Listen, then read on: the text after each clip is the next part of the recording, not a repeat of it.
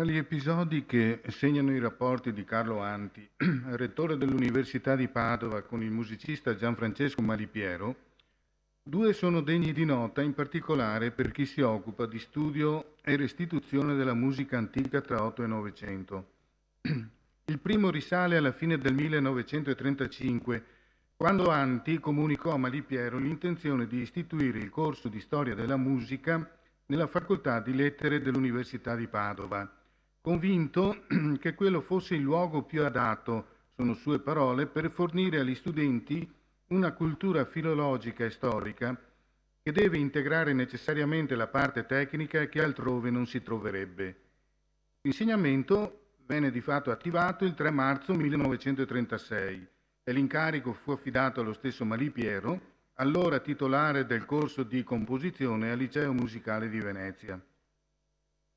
Il provvedimento è significativo in sé perché costituiva un punto di partenza per un percorso lungo, accidentato, non lineare, ma che alla fine avrebbe portato al pieno riconoscimento delle discipline musicologiche in ambito umanistico, ciò che nell'Università di Padova avrà compimento agli inizi degli anni '80 del secolo scorso con l'attività di Giulio Cattin. Carlo Anti aveva un vivo interesse per la musica, quella d'Oltralpe in particolare, ma anche quella italiana del primo Novecento, di Malipiero soprattutto. Numerosi a riguardo sono gli spunti presenti nei suoi diari. L'iniziativa però di istituire questo insegnamento è significativa anche per un'altra ragione. Malipiero infatti scelse di svolgere le sue lezioni di questo breve corso sul tema il canto gregoriano. Gli archivi non hanno restituito finora appunti e dispense che permettano di verificare contenuti e metodologia dell'insegnamento, ma la scelta di Malipiero, che oggi risulterebbe ovvia, appare invece innovativa rispetto all'impostazione ancora prevalente nel mondo accademico e nella cultura musicale italiana di quegli anni, ma anche è indicativa di taluni suoi orientamenti stilistici, forse meno considerati di altri, ma importanti per comprendere l'evoluzione del suo linguaggio artistico. Malipiero, come è noto, appartenne alla cosiddetta generazione dell'80, anzi ne fu il principale esponente, impegnata a rinnovare la musica italiana rispetto al melodramma, allo strumentalismo romantico tedesco e al dramma wagneriano. In un paese, il nostro, dove da 3 secoli dominava l'opera, la scelta poteva apparire immotivata e sicuramente fu impopolare, specie se si considera che Malipiero coltivò un interesse costante per l'evoluzione espressiva della musica contemporanea, aggiornando continuamente la propria sintassi compositiva, per cui ricostruire il suo stile e il suo percorso è un'impresa, nel senso che non è mai fermo, non ha una cifra compositiva definitiva.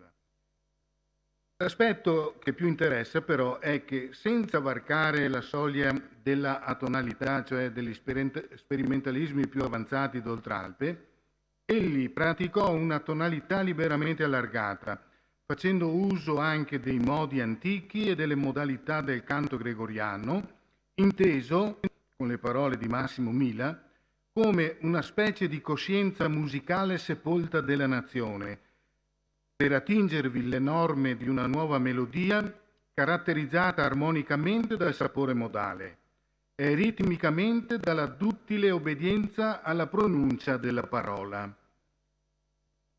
Assieme al declamato dell'ultimo Verdi, bisogna pensare all'Otello, al Falstaff, la modalità gregoriana concorre a formare in effetti la nuova melodia eminentemente vocale di Malipiero, il cui rapporto con il passato è normalmente ricordato per avere egli restituito in edizione moderna le musiche tutte di Monteverdi, molte di Vivaldi, Marcello, Tartini, Galuppi e altri, senza mancare egli stesso di ispirarsi nelle sue composizioni alla lezione del 6-700. In effetti, sono anni durante i quali, anche a livello di insegnamento, la musica antica in Italia veniva identificata tutt'al più con i repertori barocchi, non si andava oltre. Tuttavia, la libertà formale della musica di Malipiero, essenzialmente antiromantica, Si regge su continui contrasti fra modalità e attrazioni tonali divergenti, cioè non c'è mai una stabilità tonale nella sua musica. C'è l'incertezza, l'instabilità sia dei modi sia dei toni che vengono continuamente fusi tra loro. Tutto ciò costituisce un aspetto originale della sua arte e tutto ciò trova precisi e sicuri riferimenti nella polifonia del Cinquecento e nella monodia medievale. Dei rapporti di Malipiero con il canto gregoriano è stato discusso a più riprese, dall'intervento di Pellegrino Ernetti del 1977 alla tesi di laurea di Francesca Gualandri del 2008. Ma la frequentazione di quel mondo antico, che in terra veneta continuava a godere di un humus favorevole del tutto particolare, permette di comprendere la scelta di Malipiero di svolgere il corso di storia della musica all'Università di Padova sul canto gregoriano, un tema ancora piuttosto estraneo alla didattica accademica e dei conservatori, relegato in genere ai congressi di musica sacra, alle iniziative e ai dibattiti promossi nelle riviste dei movimenti di riforma. Occorre dire che l'insegnamento voluto da Anti ebbe una vita effimera. Malipiero non fu disponibile ad assumere l'incarico anche per gli anni successivi. Solo nel 1939, dopo ripetute insistenze, Malipiero accettò di proporre agli studenti dell'Università di Padova 3 conferenze sulla musica strumentale italiana dalle origini alla fine del secolo XVIII. Concluse con un concerto degli allievi dell'Istituto Musicale Cesare Pollini nell'aula magna dell'Università. E qui avete la riproduzione del programma di quel concerto e vedete bene quali sono gli autori che sono stati scelti, praticamente tutti autori del 6-700. Per quanto provvisori, però, per quanto provvisorio, l'esperimento didattico assunto da Malipiero e promosso da Anti prelude a un successivo episodio nelle loro relazioni reciproche. Infatti, tra il 1939 e il 1943 si arrivò alla composizione e all'esecuzione di Universia Universis.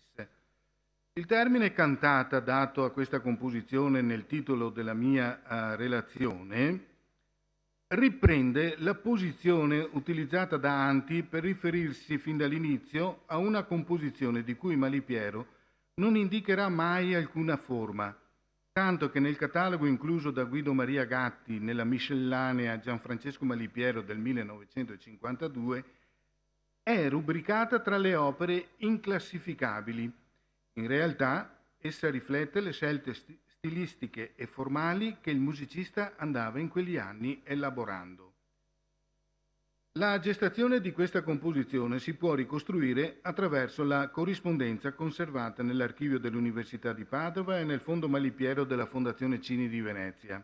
Brevemente, nel novembre del 1939 Anti comunica a Malipiero di voler inaugurare la Sala dei Giganti, recentemente restaurata. Sostiene lui, la più fastosa sala da concerti che si possa immaginare, e vorrebbe fare questa inaugurazione alla presenza di Giuseppe Bottai, di lì a poco nominato Ministro dell'Educazione Nazionale. La prevista inaugurazione non ci sarà, ma Anti non demorde. Nel febbraio del 1942 scrive a Malipiero per richiamare l'idea che gli aveva dato di comporre una cantata, dichiarando di avere già preparato i testi in latino e di ritenere che l'impasto di voci e strumenti da te, si rivolge direttamente, ideato, potrà riuscire di grandissimo effetto. Malipiero lo informa che inizierà a scrivere la cantata nel mese di luglio, prevedendo per l'esecuzione il tempo di mezz'ora. Il rettore lo lascia libero di scegliere la durata della cantata, per la quale usa il titolo, in questa prima occasione, di Padua Nittet, e gli annuncia la tua auspicata composizione potrebbe costituire la gemma centrale di una solenne seduta accademica prevista ad ottobre in onore del Presidente del Consiglio di Albania. Verso la fine di agosto Malipiero comunica di essere a metà del lavoro, che la cantata durerà dai 12 ai 15 minuti e annuncia che saranno necessari 17 strumentisti, un pianoforte, un coro di tenori e bassi. Auspica che il concerto possa essere integrato da musiche coerenti con la sua composizione, che egli titola in questa occasione Patavina Lumina, e che Anti, disponibile alle richieste del musicista, denomina anche con l'ulteriore variante di Patavina Sidera. Quindi stavano elaborando il titolo da Padua Nittet a Patavina Lumina a Patavina Sidera. Il 3 settembre 1942 Malipiero consegna all'editore Suvini Zerboni di Milano il manoscritto della partitura. Eccolo qui alla vostra sinistra.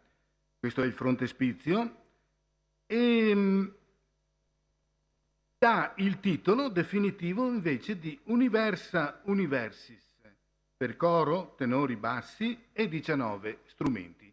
A destra avete la descrizione dell'organico: 2 flauti, 2 oboi, 2 fagotti, 4 corni, un pianoforte, 2 violini, 4 viole e 2 contrabbassi.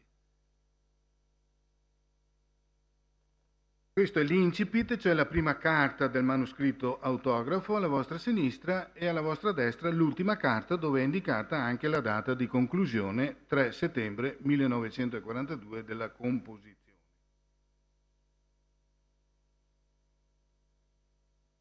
Nel 1951 Malipiero provvederà poi alla riduzione per canto e pianoforte di questa stessa composizione, che sarà pure pubblicata sempre da Suvini e Zerboni. A sinistra avete il frontespizio, Universa Universis, e all'inizio, e a destra l'inizio della cantata, come vedete, tenori, bassi, cioè conserva l'organico vocale, però tutta la parte strumentale è ridotta per pianoforte.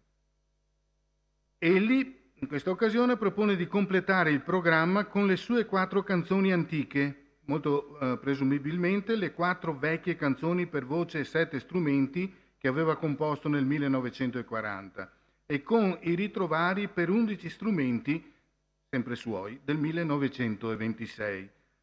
Anti accetta e a sua volta suggerisce di aggiungere una prima parte di musica antica, cioè brani di Tartini, Vivaldi e simili. Quando tutto è pronto per l'esecuzione, arriva un telegramma da Tirana che costringe a rinviare la cerimonia a data da destinarsi. Anti allora programma il concerto per la primavera del 1943, in occasione di una visita del ministro, presumo dell'Educazione Nazionale, non specifica, e l'esecuzione avverrà effettivamente l'11 maggio con la direzione di Nino Sanzogno. Non sarà presente Malipiero. Sarà presente nonostante le insistenze di perché aveva litigato con Ximeni per la parte organizzativa. Aveva un carattere un po' difficile, onestamente. Anti, per l'occasione, per il concerto, fa predisporre un programma di sala, dove ancora appare il titolo Patavina Lumina, non Universa Universis, per il cui testo di questo programma, per l'illustrazione al pubblico, dopo aver chiesto la collaborazione inutilmente di Malipiero e Sanzogno, ricorre a Raffaele Kumar. Qui vi sono spiegate le scelte testuali effettuate da Carlo Anti ed Erminio Troilo. Sono i due che hanno preparato i testi sui quali poi Malipiero ha intonato la sua composizione. Sono testi funzionali a 7 momenti musicali nei quali Malipiero andava strutturando la sua composizione, ognuno dei quali è contraddistinto da un breve motto latino. Li ho riassunti in questa slide. Allora, alla sinistra riproduco il testo così come fu strutturato da Anti e Troilo. Il primo momento, sono 7 momenti che tendono a sintetizzare, diciamo così, la storia e l'importanza nella storia d'Italia dell'Università di Padova. Si parte con una citazione da Livius Noster, citazione che risponde, diciamo così, che esalta la superiorità della virtus civile sugli eventi della storia. È una brevissima citazione. Il secondo momento, Padua Letta, invece rappresenta il brano più esteso sul piano testuale. Praticamente sono 3 quartine in latino, in ritmo trocaico, alternate da un ritornello in lingua volgare, Audi bella mia, mille modos veneris ais Valeria, franco-veneto per certi aspetti, per quel tempo, ed è un brano tratto dai Carmina Burana, praticamente il canto 94esimo che appartiene alla sezione amatoria ed è appunto un canto dell'amore e un canto di Venere. E è dedicato alla nascita dell'università e canta l'esigenza di una nuova vita che sarebbe garantita appunto dai giovani goliardi, cioè dall'iniziativa dei giovani studenti. Il terzo momento ricorda l'importanza della filosofia nell'Università di Padova ed è racchiusa in una breve frase tratta in parte da Pietro D'Abano e in parte da Pietro Pomponazzi. All'importanza della filosofia, quarto momento, si collega quella della scienza nuova di Galileo, pure sintetizzata in una breve frase che combina una citazione clara dies animi che ho trovato in una lettera di Torricelli a Galileo, ma che si trova anche in altri testi, e una citazione dall'Apocalisse, Caelum novum et terra novam vidit. La filosofia e alla scienza nuova si affianca l'importanza della medicina e qui viene ripreso il motto praticamente che sta nel teatro anatomico dell'Università di Padova, Mors ubi gaudet succurrere vitae. Il sesto episodio ricorda l'importanza dell'Università di Padova nella storia della vita civile del paese, della nazione, e riprende la scritta di Concetto Marchesi che è sottoposta al rilievo del frontone del cortile interno del Bo, quello che abbiamo visto anche poc'anzi. Infine, il settimo momento, quello conclusivo, intona il motto dell'Università di Padova, Esto perpetua universa universis patavina libertas, da cui Malipiero ha tratto il titolo definitivo della sua opera. Cosa fa Malipiero? A destra c'è il testo così come è musicato nella sua cantata. Sostanzialmente mantiene il testo che gli fu dato da Anti e Troilo, tranne una variante puramente lessicale all'altezza di senes sunt decrepiti che lui corregge in senes sunt intrepidi, si fa un po' più coraggio, diciamo così. Poi nel terzo momento giustamente inverte l'ordine dei due incisi perché quello di Pietro D'Abano cronologicamente viene prima di Pomponazzi, quindi prima totus mundus commutatur. E infine una variante secondo me non priva di significato, nel motto di Padova l'inciso finale Patavina Libertas viene mutato in Veritatis Favilla. In Veritatis Favilla. A parte queste piccole varianti, il testo rimane quello. Come lo tratta, Malipiero dal punto di vista musicale? Lui rispetta il testo, corrisponde sostanzialmente a quello predisposto da Anti e Troilo. A parte queste piccole 3 varianti, anche la suddivisione del testo e la successione delle frasi sono rispettate e risultano perfettamente funzionali a uno degli schemi compositivi preferiti dal musicista. Sono 7 pannelli musicali accostati paratatticamente l'uno all'altro, si succedono però senza soluzione di continuità, la quale continuità è assicurata da brevi collegamenti strumentali tra l'una e l'altra, Ciascun momento, però, ciascun pannello è autonomamente definito, al di fuori di ogni sviluppo tematico, non c'è un tema che conduce la composizione dall'inizio alla fine. Ogni pannello è a sé stante. Non ci sono cedimenti al descrittivismo né cedimenti al lirismo tipicamente del canto italiano, della tradizione del canto italiano. È una breve composizione che afferma la piena libertà dell'invenzione musicale e della costruzione armonica, che è una costruzione a tratti complessa, mai scontata, anche tecnicamente impegnativa, come tutta la musica di Malipiero del resto, ma è sempre funzionale al carattere intensamente vocale della composizione. Questa è la cifra che distingue e dà unità a tutta la cantata.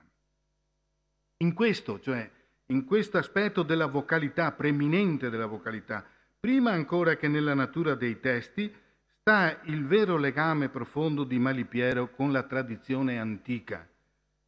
Il carattere prosodico, che pone al centro la voce, in quanto sede della parola, anche quando apparentemente sembra priva di significati espliciti. È una vocalità che non consiste in una generica cantabilità. Non c'è la melodia, il canto tipico, diciamo, del melodramma italiano, ma c'è, diciamo così, la pronuncia, la declamazione che non indulge al bel cantismo, ma rifugge dalla descrizione naturalistica e psicologica per denotare la parola. In sostanza, le voci non si esibiscono, pronunciano un'orazione davanti a un pubblico, non sfoggiano bravura, ma parlano, hanno qualcosa da dire ai presenti attraverso il rivestimento della parola con i suoni. In sostanza è una rivisitazione molto originale e personale e anche molto intensa della lezione che proviene già dalle scelte rivoluzionarie, se volete, di Monteverdi, dalla sua riscoperta del recitar cantando e del recitativo, ma anche dalla forza comunicativa insita nei toni di recitazione della tradizione monodica, dove la declamazione sillabica e omofonica, cioè dove le voci procedono nota contro nota, non c'è elaborazione contrappuntistica, è amplificata, resa più efficace da una orchestrazione studiata, raffinata, ma essenzialmente sonora, che non deroga dall'aderenza ai requisiti dell'ars oratoria. Cioè è una parola veramente in canto ed è il significato, il senso della parola che domina. Per darvi una idea sonora di questa tecnica utilizzata da Malipiero, che si ispira, diciamo così, alla tradizione più antica della musica italiana, propongo al vostro ascolto il secondo pannello, con Gaudentes Ludite. Vi propongo sia la partitura in parte già. Mi deve proiettare il testo. Attenda un attimo per cortesia, che spiego prima cosa faccio vedere. Allora, vi propongo la partitura di questo secondo pannello, ridotta per pianoforte, quindi le due voci, ma questo secondo pannello è cantato solo dalla voce dei tenori, quindi è monodico, è una monodia accompagnata, voce sola accompagnata con strumenti qui ridotti per pianoforte. Comunque per facilitarvi l'ascolto vi do anche il testo suddiviso nelle tre quartine. Possiamo far partire la musica per cortesia. Il 2. La partitura. Bisogna alzare un po' per cortesia il volume.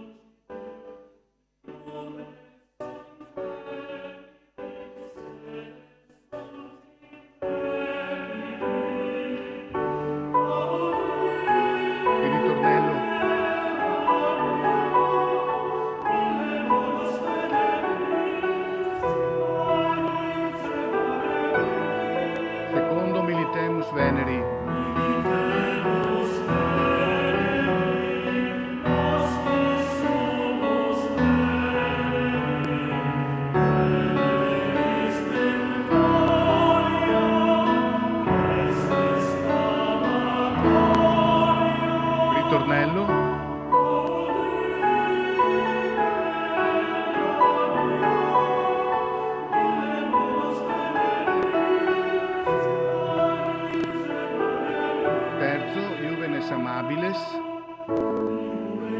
ritmo dei Carmina.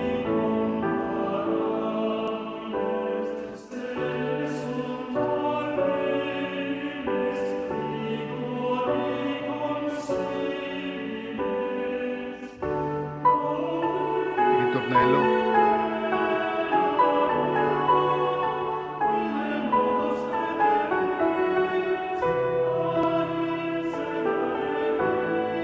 Adesso un breve episodio strumentale per il passaggio al pannello successivo.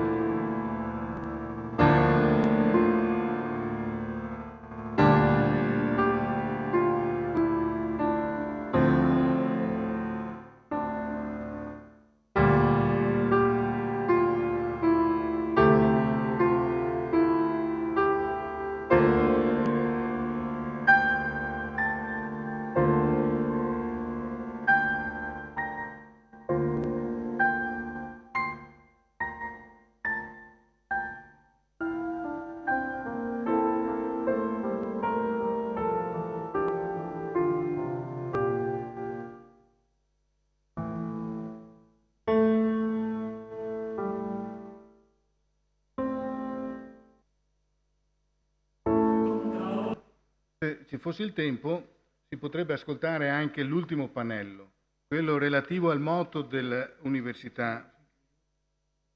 1 minuto e mezzo dura. All'università, quello relativo all'Università di Padova. Esto perpetua universa universis, non patavina libertas, ma veritatis favilla. In questo caso Malipiero, nel pannello conclusivo, che cosa fa? Ricorre alla forma della fuga, quindi una forma rigorosa, molto severa, che però attenda per cortesia, che però non compromette la intelligibilità del testo, cioè la declamazione si avverte perfettamente. La voce dei tenori annuncia tutta la frase e poi, subito dopo, quella dei bassi la ripete rincorrendo i tenori. Nell'ultima parte avete la declamazione proprio sillabica, declamatoria praticamente del testo. Lo può far partire per cortesia. Non c'ho la musica qui.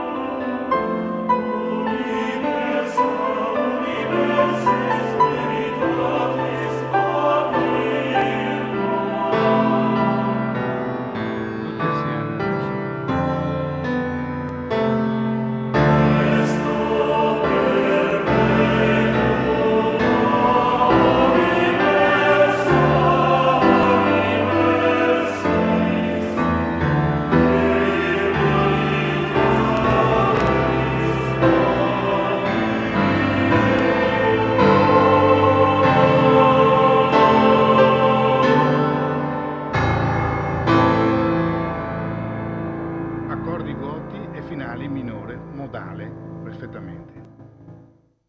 Grazie.